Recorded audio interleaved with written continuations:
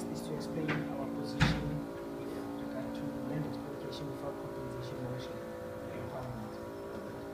The second is to provide a general update on the criminal cases we've opened against white people capital and the clerk in particular. And then third is our position with regard to hands off Zuma campaign. The fact that now the NPA is, charges and what to think about it, and of course actions that we are going to take. So starting with the case with the white capital monopoly, I noted that you said you opened a case against FW de Klerk. Yes. Okay, now what's the progress on the case? What's happening there? We opened a case against FW de Klerk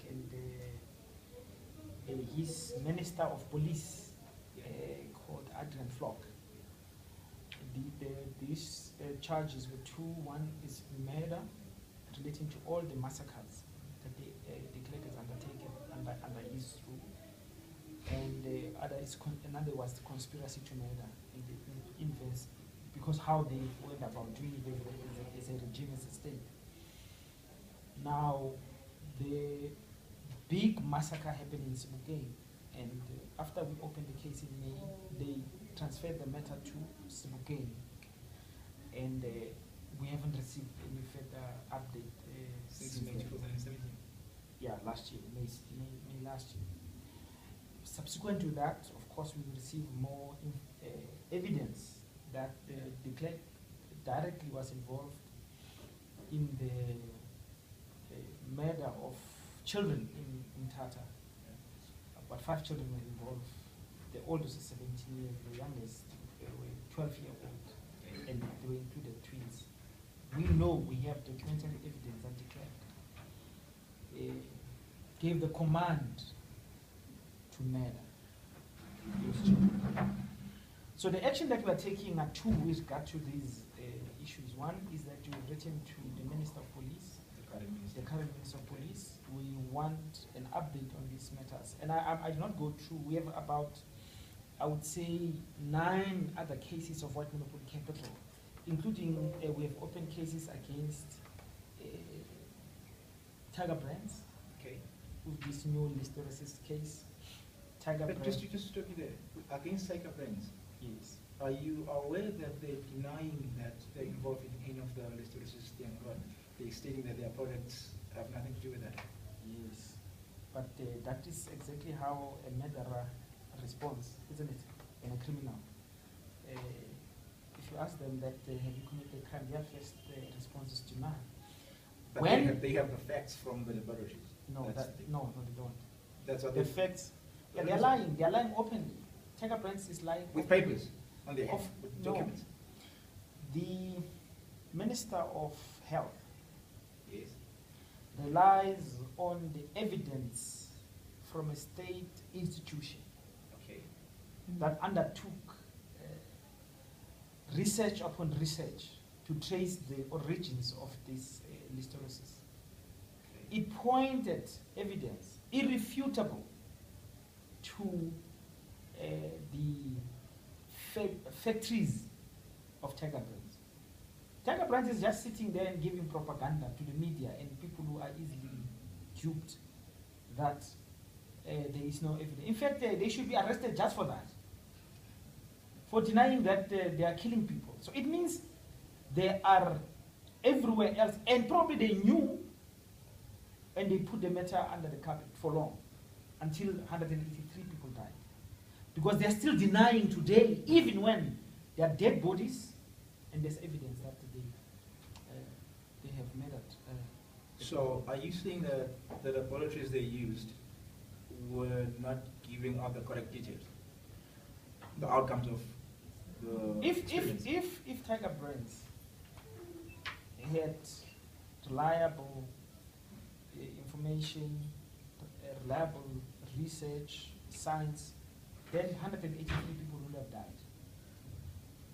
But what if they tell you this? Like they did, they went to France. I think the laboratory was in France that came to the people died in South Africa. Not a single person died in France. Yes, but let's say, for example, You get convicted, let's say you commit a crime in the state, then you say, I want my lawyer from South Africa. You committed the crime in the state, then it's still... Yeah, it doesn't work like that. The people died here, the factory is here, the government is, the state government, independent researchers in South Africa who are responsible for issues of outbreaks of disease and so on have come up and said their research. We have one word from a CEO of a company which has been indicted for mass murder, and we are told that we must listen to a man who makes money out of murdering our people.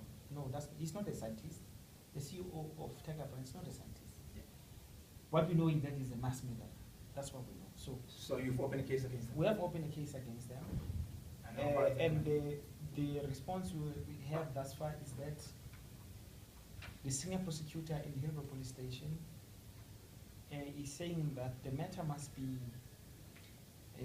withheld for a little while because there's a case, a high court application which somehow we must wait for. We have responded to the investigating officer who gave us that report that we don't accept that explanation. Not only that, we want that explanation, if it comes from the senior prosecutor, to come in writing so that we can see what is the reason, because that doesn't make sense. We believe, just like many other cases that we've opened, the case we've opened against Magda Bedwinski, the case we have opened against Marcus Jooste of Cape Steenhof, that 18 billion rand they disappeared.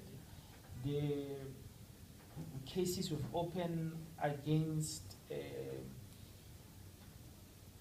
Johan Rupert. I'm interested on Magda's case. What is she done wrong there? Magda's case,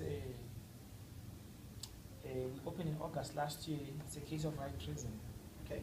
Magda, we all know, openly offered a bribe of 2 billion rand to President Zuma to step down. That's a bribe. He said, we'll pay you, leave office. That's not how... She said, we will pay you. Yeah, he said she will pay him.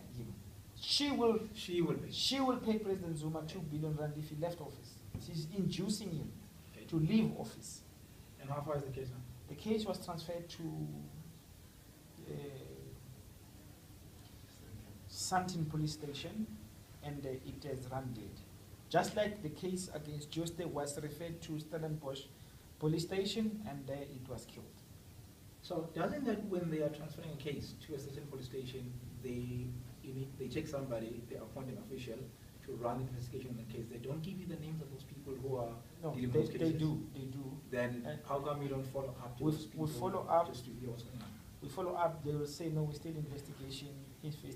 We'll come back to you, or they don't answer their calls. You know, I mean, it has become a frustrating expedition.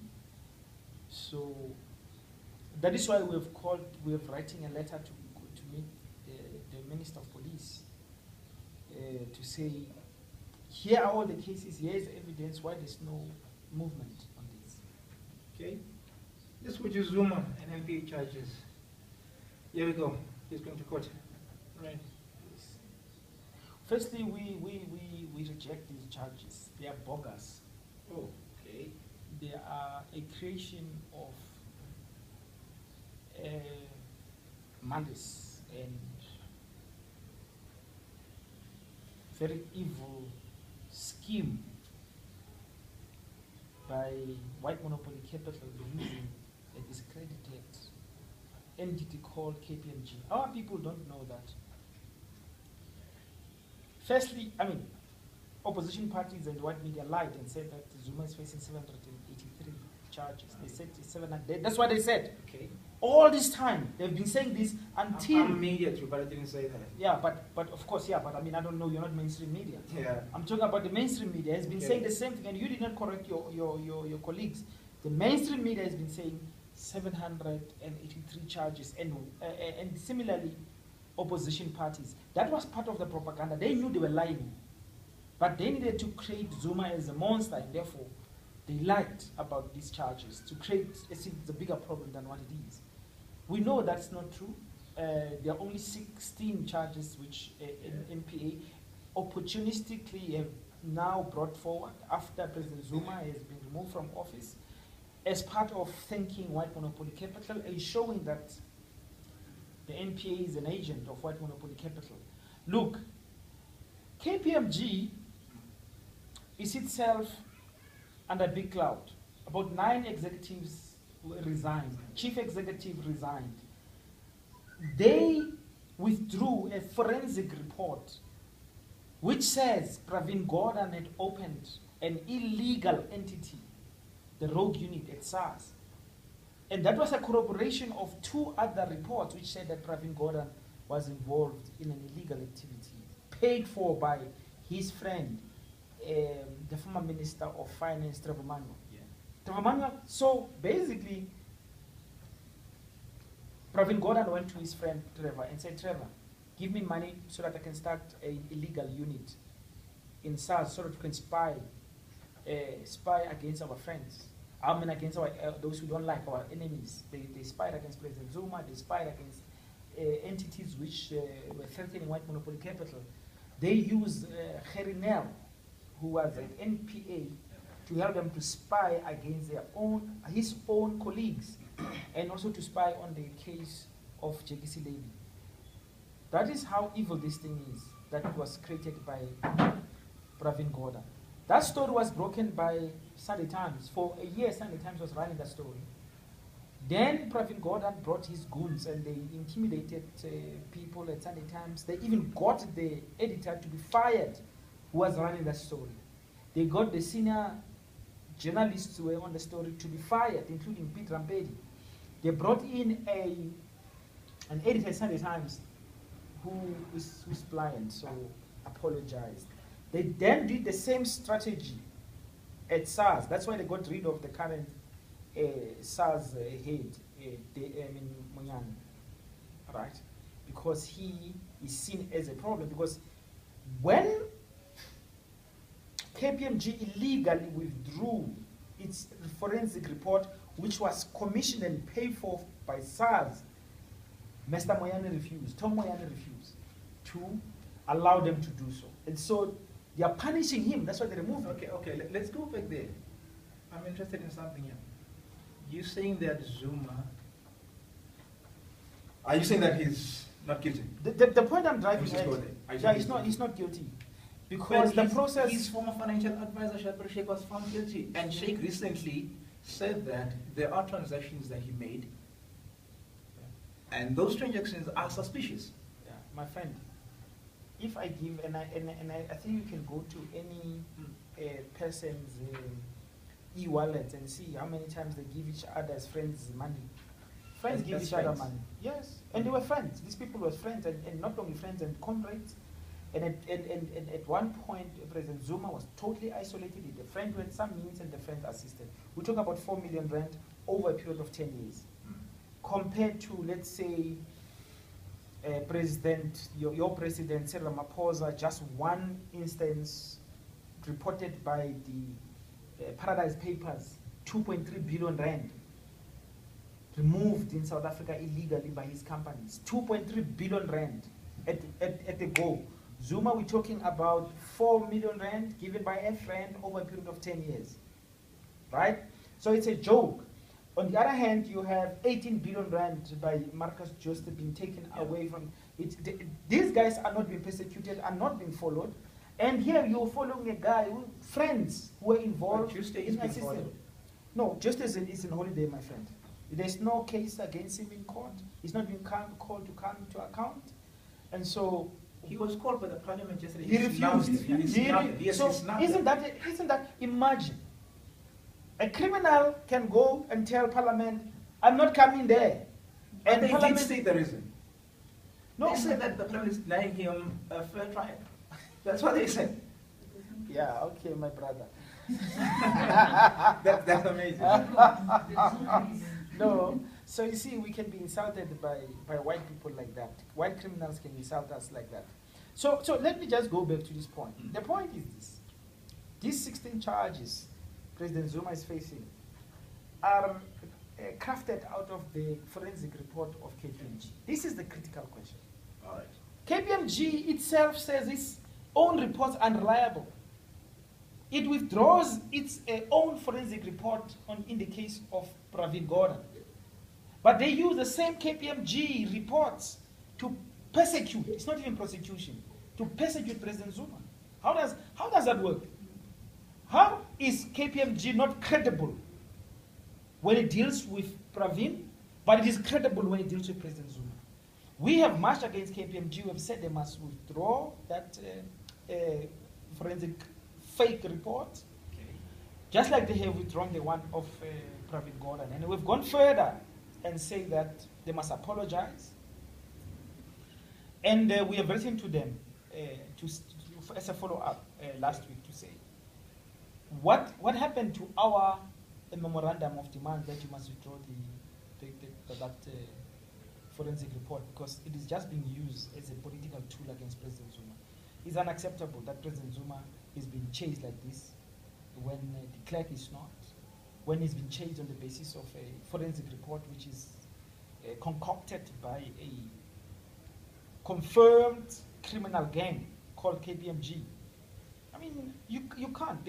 If you're going to prosecute anyone, the whole process must be credible. You can't have thugs running the show as they do in the case of President Zuma. I mean, it's shocking. President Zuma was forced to resign. He resigned. Now, then they persecuting him using a bogus forensic report of KPMG. Not only that, they're going further and they say that he must not be represented legally by trying to take away his legal representation, legal fees. That is the best way to take away legal representation. They say they have a strong case, but they don't want him represented in court. That is why they say DA and EFF, they're going to court even to make sure that he's got no legal fees. Despite the fact that Helen Zille, we have a case against her of racism when she used that tweets of hers. Yeah. She has been paid for by the state. The legal fees have been paid for by the state. So, I mean, this, and then we have the Communist Party trying to isolate President Zuma, including the ANC, saying that people must not go to court to support President Zuma in ANC regalia. I mean, President Zuma is a member of the ANC in good standing. He's not been found guilty of anything. Yeah. When you say people must not support him, you're trying to isolate him. The point we're making is a simple one. The ANC said that people mustn't support Zuma. Yeah, that's what they said. Don't go there with ANC regalia and so on to court. That's what they said. So, but look at this in totality. Deny him legal representation. Deny him support from the people. Bring in bogus charges. Make sure he has no legal representation. So basically, they are doing everything. Why is this? Why are they doing this? It's because President Zuma is the founding father of radical economic transformation. And this project really is about intimidating and shutting down all people who stand for radical economic transformation. That's why they want to set an example by sending President Zuma to jail and using illegal means. I think most of the answers, like some questions I didn't ask them, I have them on your statement. They are going to my WhatsApp. But there's this one matter that I didn't see there. I wanted to ask you about. Recently, Mayor Mashaba and his own skeletons funding that NGO 11.1 million budget. Do you have any say on that? Yeah, you see, Mashaba represents the DA, and the DA is inherently racist and corrupt party. It is institutionalized corruption, institutionalized. So it does not steal outside of the law. It uses the law to steal. So this man, what is this guy? Mashaba is using just the same. Everywhere you go, the DA works within the law, if you like, to steal. So there's nothing new there. And in fact, you will see, they probably will show that there is some agreement and this is service provision and that goes with that.